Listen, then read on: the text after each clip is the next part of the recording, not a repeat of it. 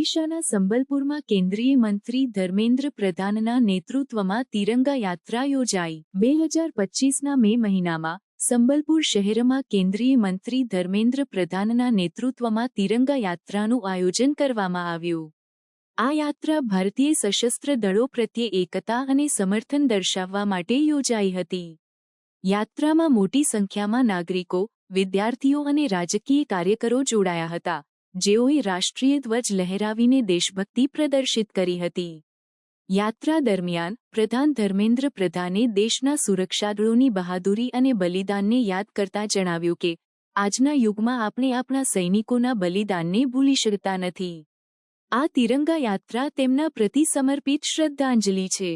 તેમણે વધુમાં ઉમેર્યું કે આવા કાર્યક્રમો દ્વારા આપણે યુવાનોમાં રાષ્ટ્રીય ભાવના જગાવી શકીએ છીએ। આ યાત્રા સંબલપુરના વિવિધ વિસ્તારોમાંથી પસાર થઈ હતી, જેમાં લોકો રાષ્ટ્રીય ગીતો અને નારા સાથે જોડાયા હતા। યાત્રા દરમિયાન સુરક્ષા વ્યવસ્થા કડક રાખવામાં આવી હતી અને ટ્રાફિક વ્યવસ્થાપન માટે સ્થાનિક પોલીસ તંત્ર સક્રિય હતું।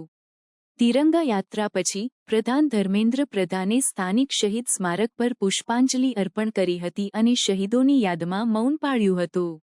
તેમણે જણાવ્યું હતું કે આવા કાર્યક્રમો દ્વારા આપણે શહીદોની યાદને જીવંત રાખી શકીએ છીએ અને નવી પેઢીને તેમના બલિદાન વિશે માહિતગાર કરી શકીએ છીએ।